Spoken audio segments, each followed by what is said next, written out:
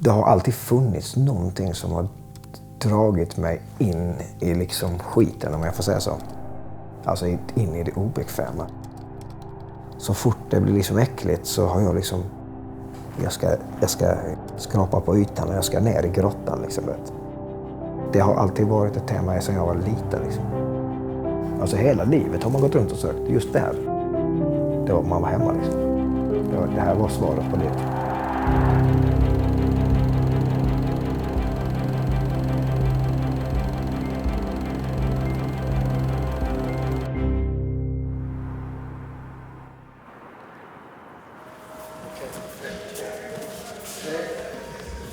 Match. Okay. Sen har vi Mario, sen har vi Milton. En till. Daniel Kralins. Ja. Okej, fokusera lite på er idag.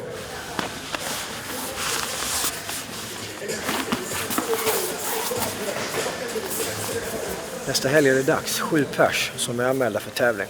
Fantastiskt. Vi har haft en fantastisk säsong nu under våren. 17 vinster, 3 förluster blandat på grabbarna. Och nu fortsätter vi. 300 watt! 400 brukar vara maxen. Ha? 400 brukar vara maxen. 1000.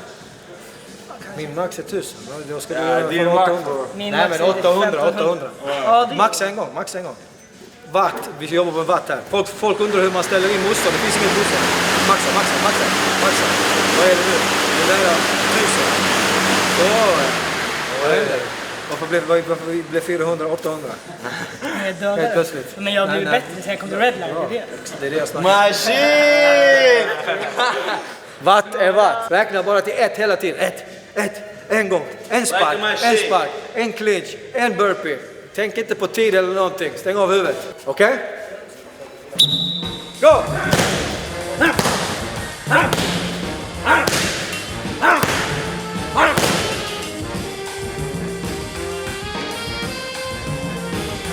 Min sista match gick jag på Tele2 Arena.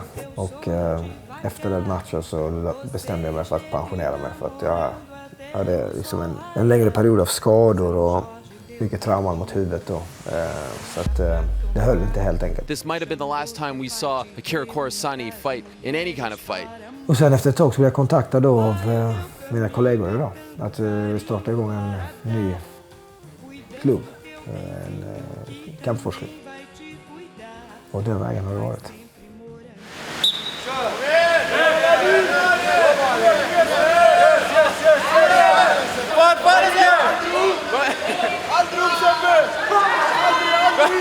Kom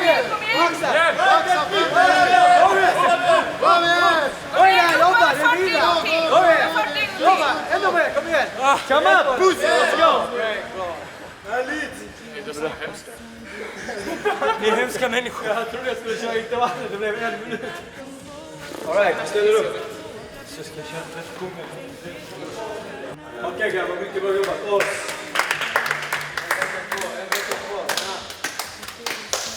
Kicker, arbetsledare. Den som svär och kickar kommer på en... På riktigt. Någon måste göra någonting åt den papperskorgen. Vi kan inte ha den där det ligger blod.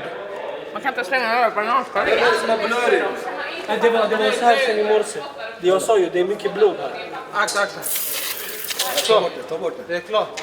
Ghostbusters. Alltså, jag har gjort det. Du gjorde den blöt. Du gjorde den ännu värre. Det är det. Det var inte jag. Det finns ledare och så finns det boss. Okej?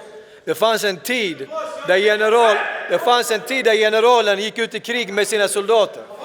Vänta. Nej, vänta. Låt mig göra det. Framför kameran. Bara framför kameran. Nej, jag ska bara stanna. Framför kameran. Nej, framför kameran. Så smutsig det. Filma inte mina bröst. Det är alltid tänka på här inne på. Det är det enda vi pratar om här inne. Så här, vi pratar inte. Vi ställer oss framför de speglarna och så står vi och spänner oss. Hej, filma inte mina nötter. Det gänget som åker med till Danmark nu är de som har varit med från Redlines start, så att säga. Och det är matcher på olika nivåer, så att det ska bli otroligt kul att se hur detta slutar. Vad sa du? Det var sett rövgas. Hur häftigt ser inte jag ut nu? Lite 90-tal, lite knarklangare, lite kriminalitet. Det blir bra.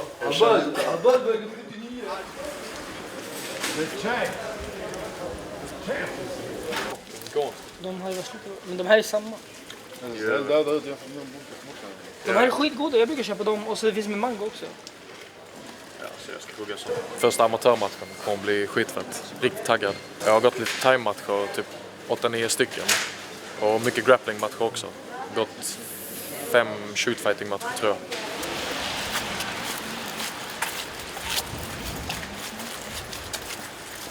En av grabbarna som ska tävla, Daniel Kralevich, han har ju en bakgrund med liksom sviktande resultat. Där han har förlorat en hel del. Liksom. Det ska bli väldigt intressant att se hans utveckling här nu. För att han har ju verkligen utvecklats när det gäller träningsbiten. Och nu ska det liksom bara komma ut. Kom här. Jag har en lastbil som har kommit hela vägen från Ryssland. Och så står det en jävla Ford i vägen så vi kommer inte in. Det är burväggar, crossfit-riggar, allt möjligt. Nu ska vi bara få upp det i lokalen också.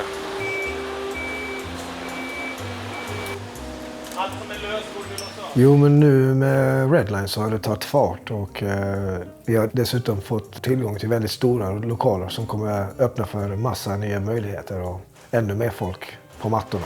De har passat på att skicka en boxningsring som ska till Östersund på samma lastbil och så har de mixat det. Så vilka delar som är till vad, det är svårt att säga. Du har mest koll, va? Ja, och jag har rätt dålig koll just nu ska jag säga det.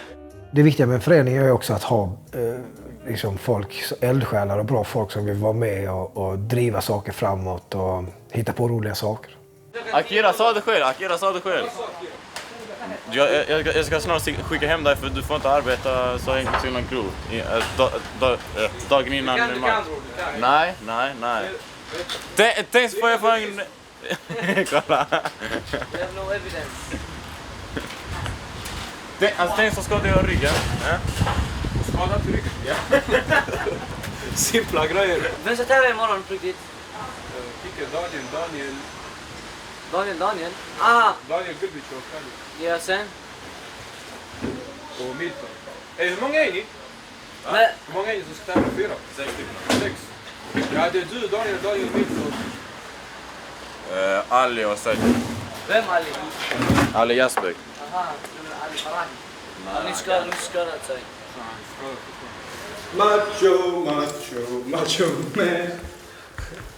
Vad var det för låt? The third one. There is third one. Lyssna på den. Here's cameras, don't forget, coach. Hallå. It's the small things that make the big things happen, you see?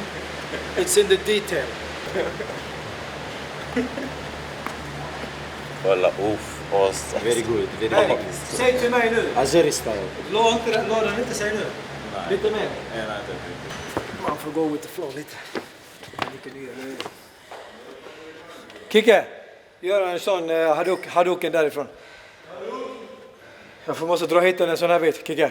Kicke var ju en sån som har hjälpt till så otroligt mycket från början. Han har varit med och byggt och städat och liksom samtidigt fightats då. Så en kille som Kicke liksom är så otroligt värd för föreningen och för alla runt omkring.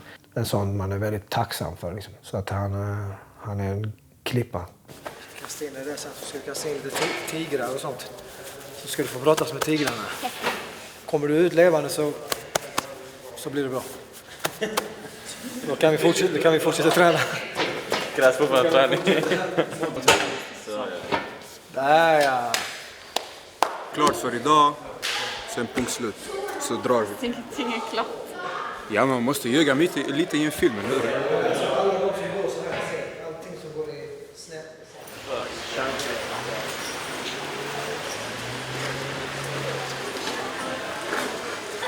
Jag kan rekommendera Laxocado. Den är riktigt sick. Det är den där. Den är dyr som fan bara, men det är värt priset. Jag jobbar på en larmcentral. Tar emot samtal från äldre som behöver hjälp. Det är kul. Man känner att man får hjälpa folk. Så det underlättar. Lite mer givande på jobbet än att bara kanske sitta på ett lager och bara flytta saker och sånt. Vad hade du gjort om du inte gjorde MMA nu? Eller tränade MMA nu?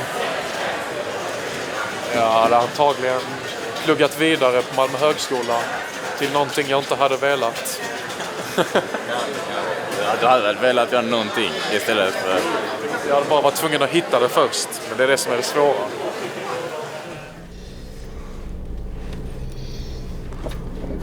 De ska hetsa när de ser den komma också så här. Jag har rätt, min mammas. Vanligen. Det var bara veva en kille också. Jag är riktigt i trafik, jag blir riktigt aggressiv. Speciellt när det är så här princip, du vet. Du ser att jag kommer ut från en parkering och du speedar upp för att du känner att du har rätt. Du har rätt, men du behöver inte överdriva. Förstår du vad jag menar? Omgivningen säger ju hela tiden att man måste göra någonting viktigt. Man måste bygga sin framtid. Den är ju vanlig. Tänk på framtiden. Okej? Jag tänker på framtiden. Fotboll var mitt liv. Fotboll och musik och bild och form och sånt. Det var sånt här jag var intresserad av. Sen så levde man 18 år, fick legitimation. Fotbollen var inte lika rolig längre. Samt så började pressen öka och det är som vilket förhållande som helst. Alltså som ung sökande liksom, man blir kär och så dör kärleken i saker och ting. Det är väldigt så vanligt. Va? Och sen kom det tomrum där med ingenting. Jag tränade, tog musiken över igen då, tillbaka till musiken, men det blev väldigt destruktivt liv. Väldigt destruktivt. Mycket festande och mycket liksom, droger och alkohol och under 3 års tid. Sen hittade jag MMA.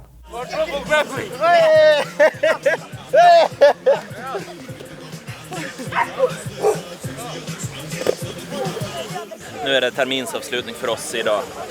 Folk lär känna varandra lite utanför en nybörjargrupp, avancerad grupp, olika sporter. Det blir ofta lite uppdelat. Så på sådana här grejer så knyts det ihop lite. Så det är kul.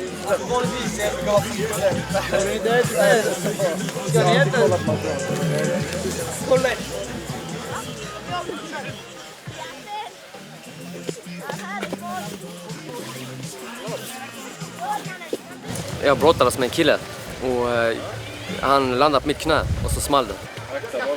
Så måste ta tag i rehabiliteringen, få ändra fokus lite där, du vet. Det är samma sak som jag kände för MMA. Jag går och tränar 2 pass om dagen. Måste jag göra likadant med rehabiliteringen. Jag kunde knappt röra mitt ben i början, du vet. Och alltså, då kändes det hopplöst, du vet. Det var alltså verkligen mörka tider i mitt huvud. Men jag längtar tills jag får komma tillbaka, fattar du? Det finns ingen chans att jag inte kommer komma tillbaka. Gordon Ramsay hade slått sönder mig alltså. We better call the fire department, because this is burned to a crisp. Kolla. Vi kan använda det som kol i andra grillar. Ja. Det här kan användas som bränsle i bilar nu. 2 mil per bit.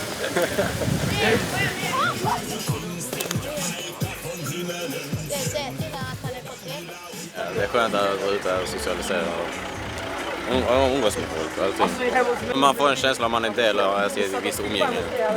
Så man är inte bara själv och allting.